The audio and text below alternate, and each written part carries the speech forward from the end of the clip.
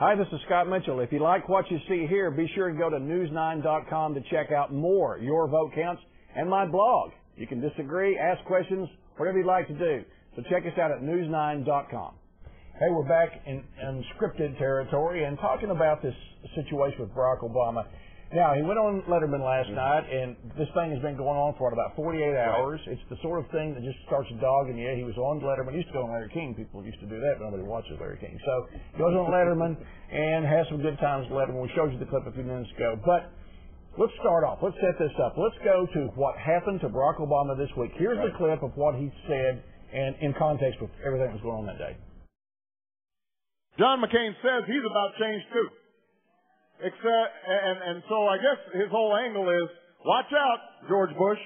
Except for economic policy, healthcare policy, tax policy, education policy, foreign policy, and Karl Rove style politics, we're really going to shake things up in Washington. That's not change.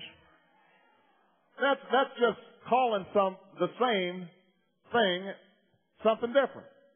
But, you can't, you can put lipstick on a pig. It's still a pig. Bam. Okay, and then the controversy begins, and you've been reading about these war rooms at the Steve Schmidt. You can go to news9.com to my blog. I wrote about all of these new aspects of the campaign, how McCain is much better because of his management, by the way. But, these people are sitting there watching every little move that somebody makes. If somebody wrote that, okay, then they ought to be fired, okay? Because we know this joke about the hacky mime and what's the difference between a hacky mime and a pit bull lipstick. These are the sort of mistakes that take down campaigns. Yes, it is. But this is typical Republican dirty tricks. I remember back in 1972, the Edmund Muskie campaign back in New Hampshire. It was snowing out, and the Republican bag of dirty tricks said he was crying out. He was never crying. It was snowing out. Anyway, what's going on here is the Obama people should never have not acknowledged Palin at all. This Palin mania, they stepped right into it. One of the problems with the Obama campaign is that, in my opinion, they're too inexperienced and they're not tough enough at the national stage. Obama should have picked Clinton immediately to be his vice president. One of the reasons is because he'd had three superstars campaigning instead of one. He'd had himself, Hillary Clinton, and Bill Clinton. They should not walk into the trap that the Republicans always try to do. For example, Congresswoman Palin yesterday was crying about the media picking on Palin. Don't even talk about her. It's about McCain, Bush, McCain III. That's the whole issue. By the way, for Ted to sit there, I got to say, those Clintons are really out front for him. Yeah, exactly. That's the mistake he made from the beginning. He should have picked her immediately. I remember him saying, we're going to do it, but we can't this week because we'll be in. Look, in 1960, you know this. 1960, Kennedy picks Johnson. They couldn't stand each other, but they did it because they knew they had to win the presidency. Obama should have picked Clinton. And by the way, Obama should have called Bill Clinton during the campaign, before the campaign, all the time. He's the guru on how to win elections. If Gore had done that in 2000, Gore would have been the president. Yeah, he should have been close. And not this guy. You're particularly right. But here's what I see about this. We showed this clip in perspective, in context. But the media's been running this thing just about the lip. Right, exactly. And then the Republicans come out and say, well, it's a bit sexist and all that. Please give us a break. Yeah. But here's the point. McCain used it. Here's the point. The point is the media's been running it. And earlier this year, the media really was in the bag for Senator Obama. And there may be some signs to me that, hey, we're no longer going to do that. It started rather, when Hillary Clinton started complaining about him and Saturday Night Live took out after him. So, hey, do you think that, and McCain's been after the media, so do you think this attack by McCain on the media, MSNBC has fired a couple anchors that they still have their shows, but they can't be on election night? Do you think the media has hurt Barack Obama as bad as the Palin pick? Well, I think the Palin pick solidified the Republican base and really unified the Republican Party. But Barack Obama's been fueling this media fire by campaigning on personalities, making personal attacks and campaign. He just, they started a small fire and he's just poured alcohol all over it. Now it's out of control. The media only builds you up so they can tear you down, and he is letting them do it. They built him up, and now he's stepping right into this. Really, neither side is really talking about a whole lot of issues right now. It's all personalities and personal attacks, and that's why, like you mentioned, people go on Larry. Don't go on Larry King anymore. They go on Letterman. Here's the question I ask you. Right now, it's Obama's turn to be in the grinder, okay? But at some point, people go, hey, McCain's been getting a lot of good press, and he did attack them. He said that what he used to say they were my base, now he's attacking the media. Do you think they're going to stay going after Senator Obama? Senator Sykes, what do you think? Well, the key in any election is you want to peak at election time. We're a little bit out now. We're getting closer and closer. But right now, Obama's taking it on the chin, and he's helping the media put it on him. But who knows how they're going to turn? Who knows what media events or news story is going to happen? We've got a lot of weather things going on in the Gulf right now. I don't know if the Palin storm is going to continue to go into November. It's awful early to tell. We'll have to find out. Well, let's talk about the campaign.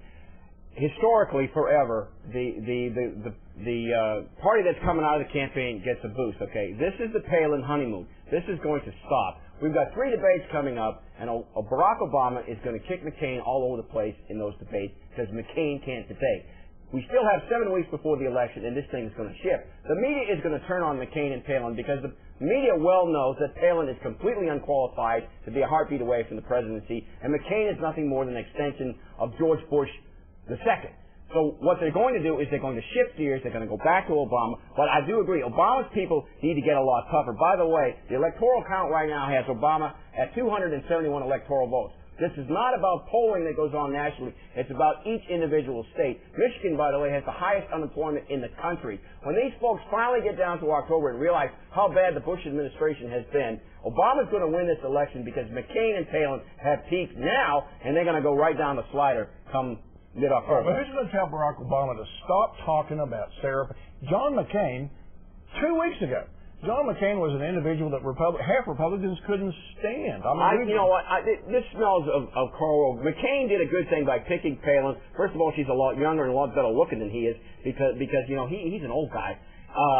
But what the Obama people did, because I don't think they're as tough as the Clinton people would never have bid on that piece of bait, but the Obama people did. You're not going to hear any more about Palin from the Obama people from this. And I've got to say, listen, I bet you weren't a McCain supporter. I bet you were somebody none of the above, like a lot of Republicans were. Because at some point, people are going to say, wait a minute, this guy he made one decision and he's gone golden. It cannot stay that way, can it? Well, we're talking about a general election here. General elections, you come down to, it's not about ideals, it's what are your choices. And when Republicans look at the choices, they're definitely in John McCain's camp. Sarah Palin's been a great choice to really solidify the base.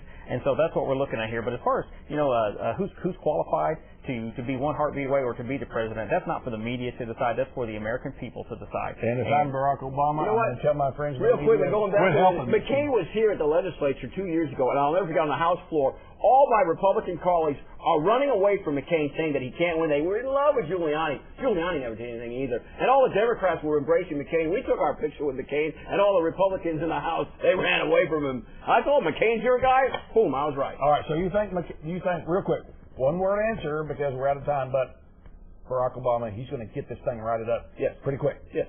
And you think? No. Okay, that's it. Oh, that's a shock. Final word right after this. We'll see your predictions in a couple of months, right? 7 years ago today, the world changed for all Americans. Terrorism had already visited our town some 6 years earlier, but 9/11 brought that radical Islamic fascist terrorism from across the world to our doorstep.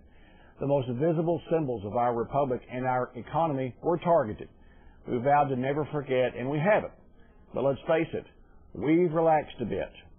There's disagreement in this country over the war in Iraq, but one thing is for certain. The President, members of our government, through the use of the fine men and women in our military and our intelligence gathering agencies, have kept us safe in the face of those who have vowed to kill again.